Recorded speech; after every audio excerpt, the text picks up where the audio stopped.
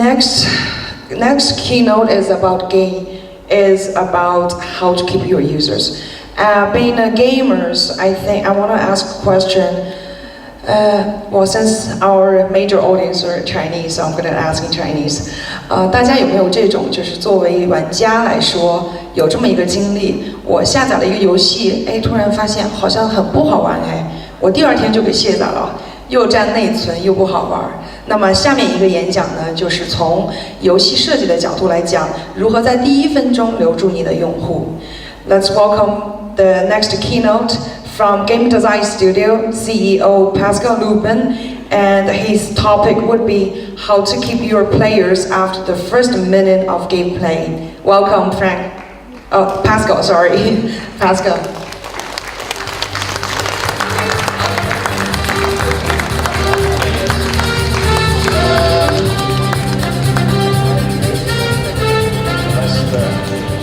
Thank you, Jesse. All right. Well, good afternoon and welcome to my talk on players' retention. So we all know the hard fact. When somebody is going to play a game, a freemium game, most of the players will just leave the game right after the first session. And for most games, this day one retention is about just between 20 and 30%. And if you think this is low, well, actually it can get even worse. For poorly designed games, the retention can be, as low as just a few percent. And that's a real problem because, as we know, the competition is very tough and also getting new players is expensive.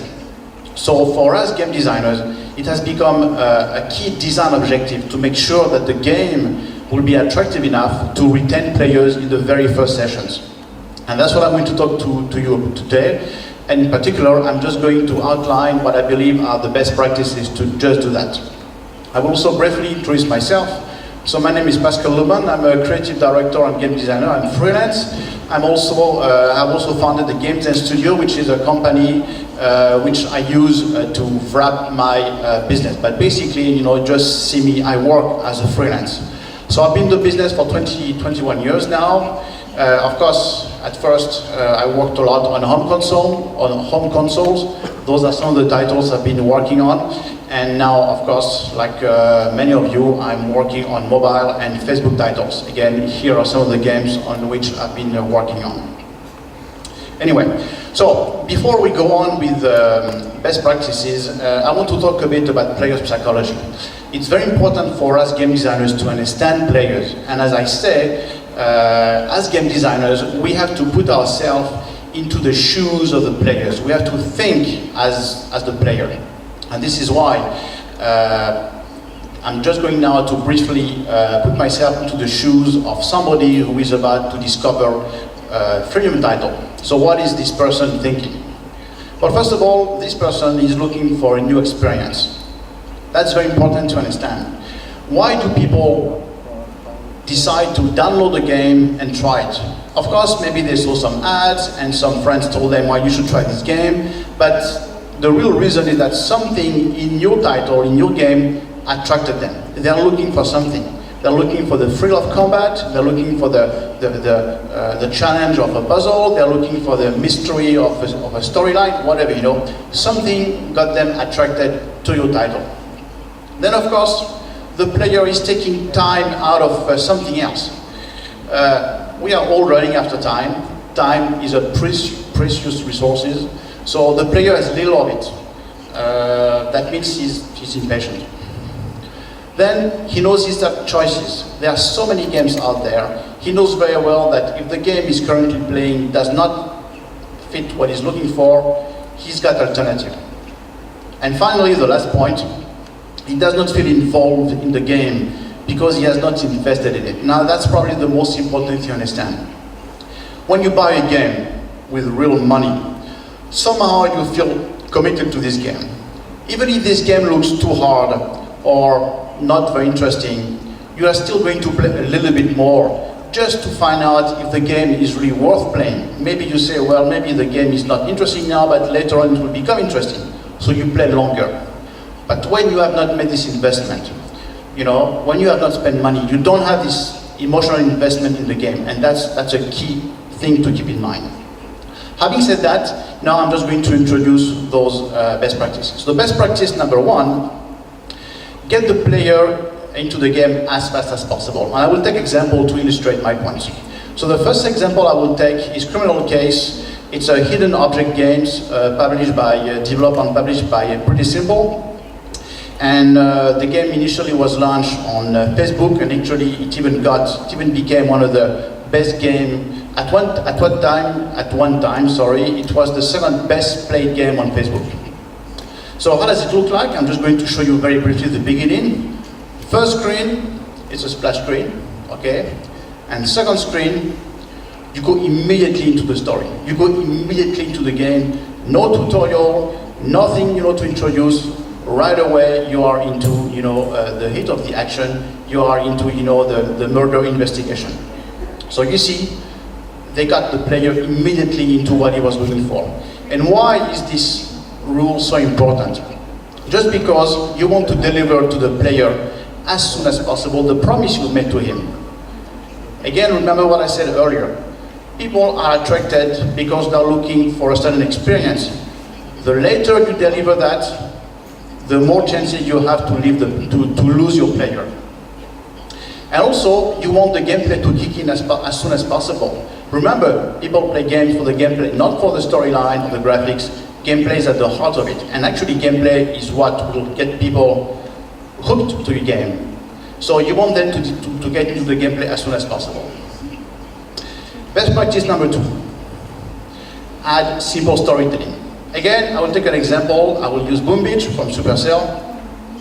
And I think it's especially well done. I will point out the differences that makes it well done. So when you start the game, of course, it's a very simple thing. You will see that many often. You have an island and you are told that the island is going to be invaded. You have to defend it. So you go into defending it. You discover your enemy. It's this guy, Lieutenant Hammerman, looks quite evil. So you can put a face on your opponent, After that, once you have repelled the attack, you are told that you have to attack another island. You build a fleet, select your target, do the attack, and then after the attack, what happened? You just discover that actually you've done something good. You have freed the people who were enslaved by the bad guy, and they are thankful to you. So, of course, this is just to get you into the game. But you see, what makes this little storyline very interesting is they are using characters we can relate to. And why is this best practice so effective? It's simply because it gives purpose to the player. Of course, for those of you who play the game, we don't play the game for a storyline. We play the game because it's exciting, there's multiplayer combat and so on.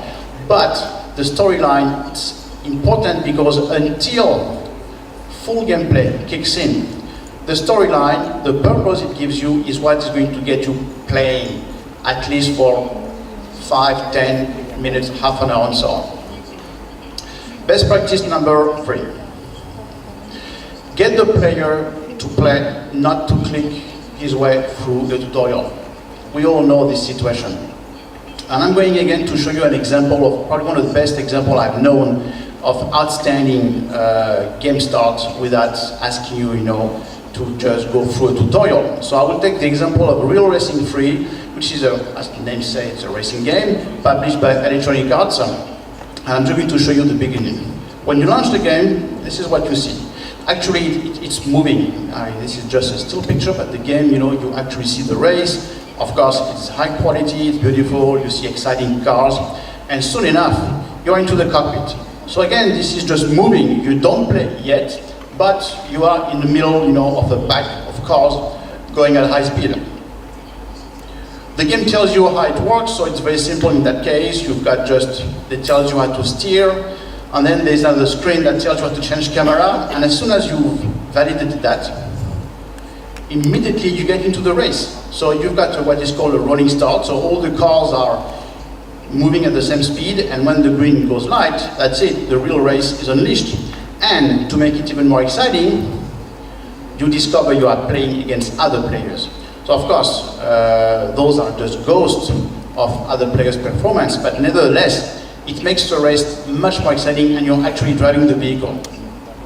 So, of course, this is a simple examples, Other games have more complex interaction, but the principle is the same. The idea is that you want people to play the game as soon as possible, and you don't want them, to spend too much time just reading tutorials and clicking on buttons. So, why is it so important? Because good gameplay, again, this is what is getting people to play games. And good gameplay is not about doing meaningful actions, like clicking on a button. It is about taking decisions, maybe taking risk, just actually interacting in a smart way. I really insist on the word decision. This is what makes a gameplay very effective. When the player is put in a situation where he has to make choices, and then he sees the result, then this is highly gratifying for him.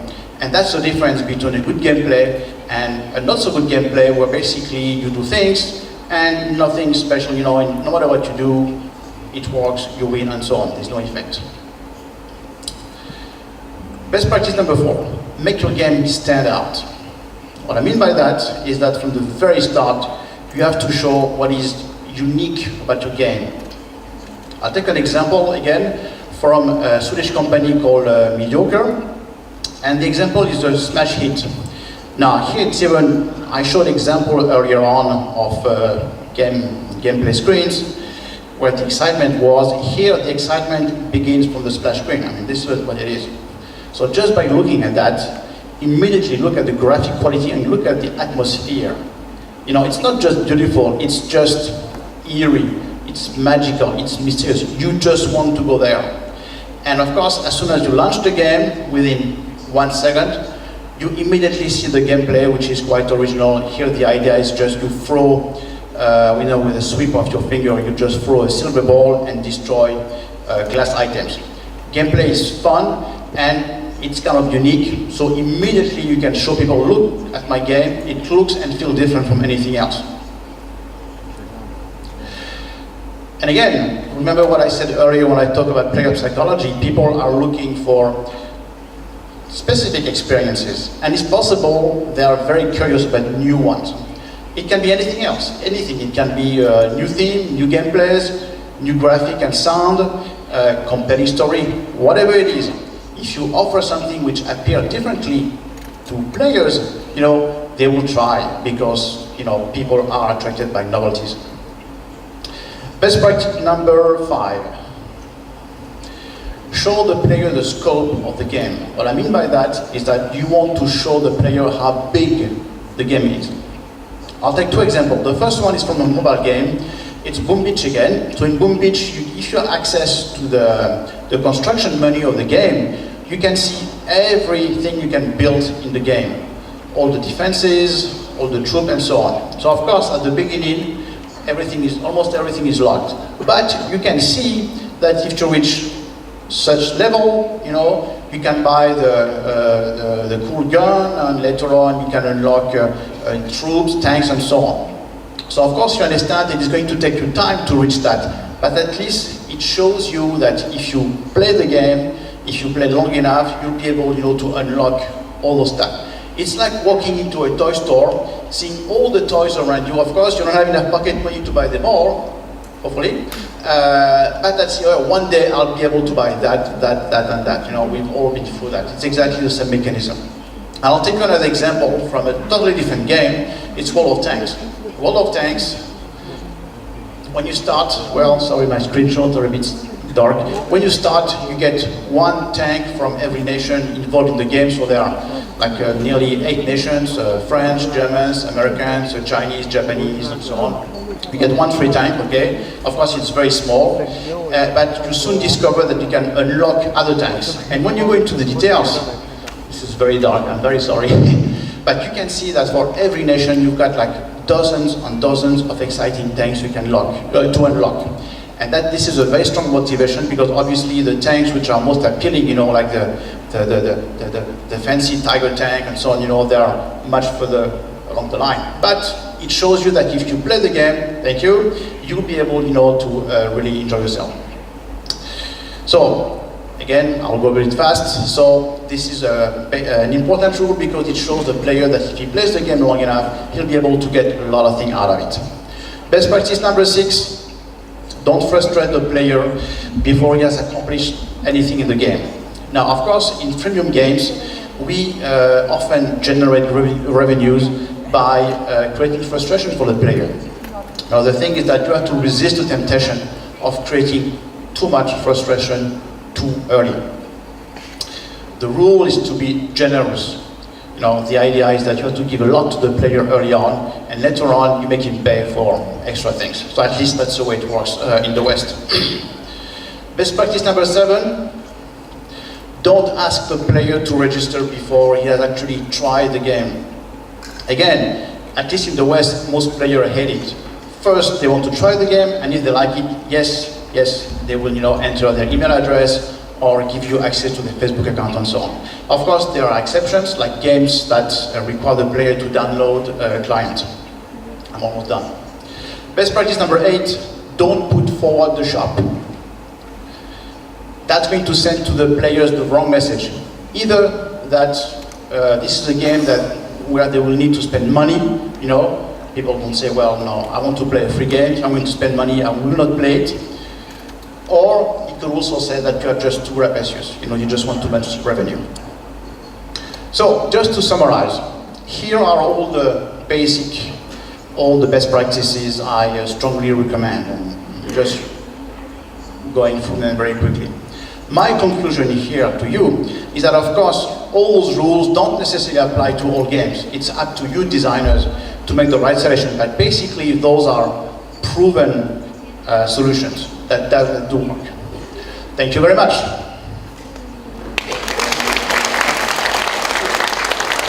And thanks to the person who did the translation. I know it's difficult. That's very nice of you, Pascal. Thank you very much.